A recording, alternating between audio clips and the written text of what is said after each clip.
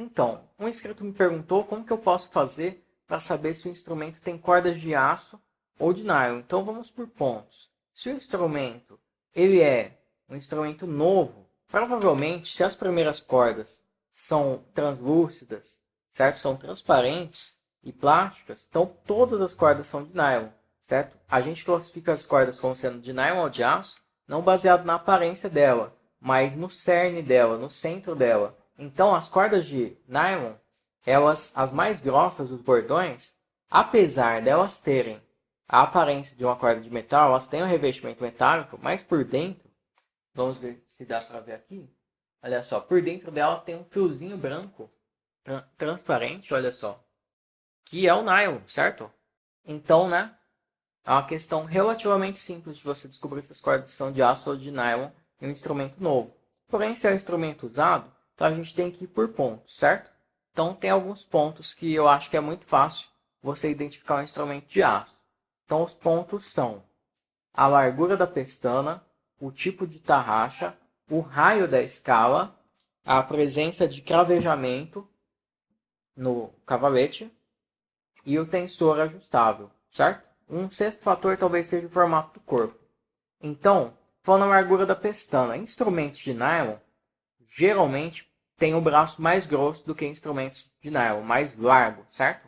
Então, instrumentos de nylon tem a pestana geralmente de 48 a 53 milímetros. Enquanto instrumentos de aço tem no máximo a pestana de 48 milímetros, pode chegar até a 42 milímetros, certo?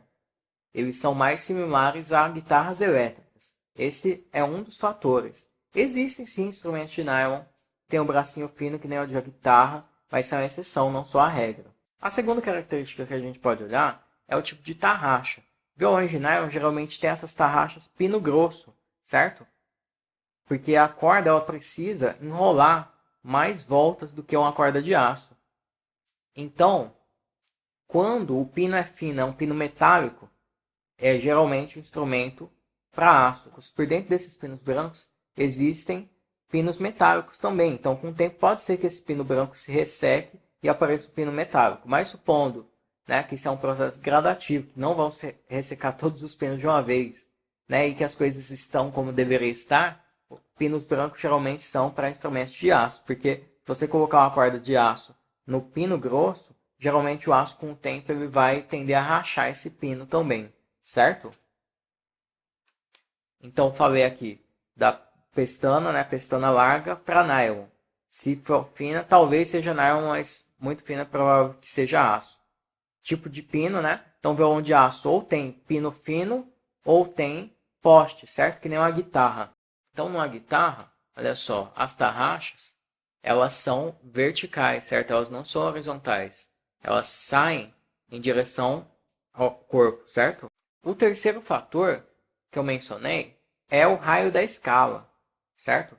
Então o raio da escala é o seguinte, olha só. Se eu colocar o instrumento assim, a gente consegue ver que a pestana é reta e que os ferrinhos a princípio são retos ou seriam retos, certo? Agora, se eu pegar uma guitarra ou um violão de aço, você pode ver que a pestana é curva, certo? E os ferrinhos também são mais curvos. Então os violões de nylon eles têm uma construção tradicional com a escala reta e com o braço mais largo, certo? Enquanto o instrumento de aço, ele tem geralmente o braço mais fino e com a escala curva, certo? Então, os instrumentos de nylon têm uma construção mais tradicional espanhola, enquanto a construção de instrumentos de aço são mais tradicionais dos Estados Unidos, as referências principais. O instrumento com cordas de aço, ele geralmente é praticamente obrigatório, certo? Não me recordo de nenhum instrumento feito para aço sem tensor, porque as cordas de aço elas puxam muito e se você variar o calibre das cordas, isso força demais o braço, precisa contrabalancear isso com tensor, diferentemente dos violões de nylon, que existem violões de nylon bons, excelentes, feitos sem tensor, certo? O tensor, né, ele no instrumento de nylon, para muitas pessoas, ele é opcional, porque ele deixa o instrumento mais pesado e, consequentemente, isso pode afetar a projeção sonora. Há quem diga que o tensor aumente o sustain das notas, certo? A sustentação das notas. Mas isso é uma questão que eu não vou entrar, certo? Então, o instrumento de nylon ele pode ser sem tensor. Se ele não tiver tensor, provavelmente cordas de nylon, certo? Outra característica que é praticamente obrigatória em um instrumento que é para cordas de aço é a presença de cravejamento. Atualmente, muitos instrumentos de nylon têm vindo já com cravejamento para evitar problemas de garantia para a fábrica. Mas, se tiverem 2 pininhos brancos, ou se tiver qualquer coisa assim no acabamento que você sentir que está meio disfarçado, que tem algo ali escondido, certo? Diferindo da cor, da textura, etc. 2 pininhos, então possivelmente são o cravejamento, que é para evitar que o rachilho descole do tampo, certo? Porque as cordas de aço puxam muito, certo? A construção toda do instrumento de aço é diferente, tanto para valorizar as frequências típicas do instrumento de aço, quanto para suportar a tensão. Então, recapitulando os pontos. Então, a largura do braço, o tipo de tarraxa, pino fino ou poste, certo? Elas são tarraxas blindadas, né? Elas são para instrumentos com corda de aço. Pino grosso, geralmente cordas de nylon.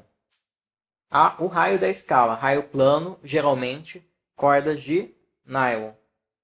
Raio curvo, geralmente cordas de aço.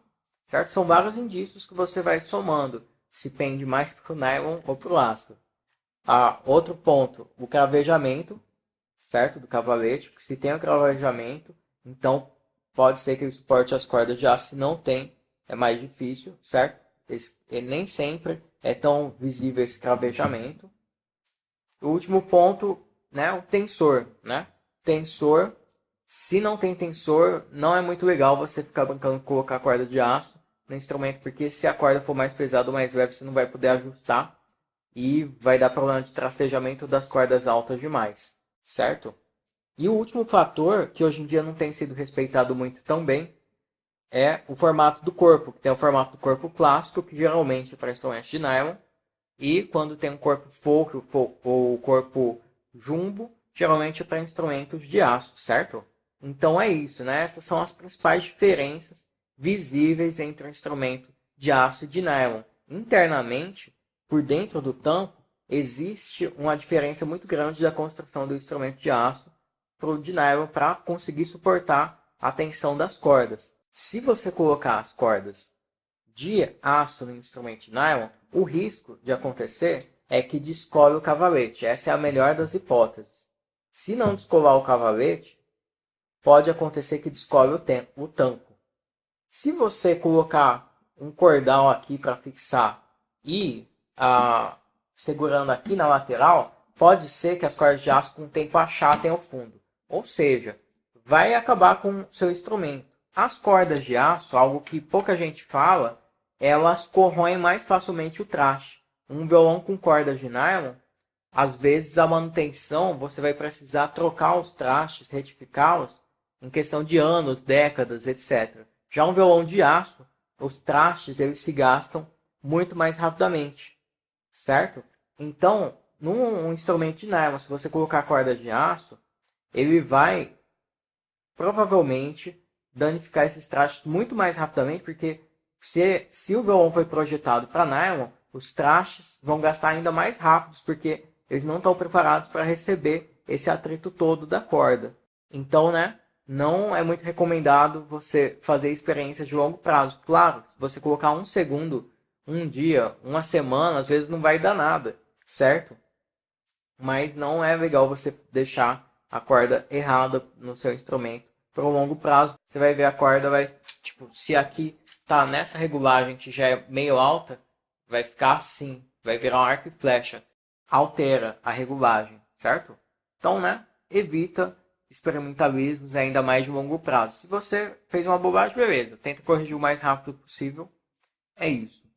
Então, se esse vídeo foi útil, né, deixe seu gostei, se inscreva no canal, compartilhe, comente e a gente se vê numa próxima.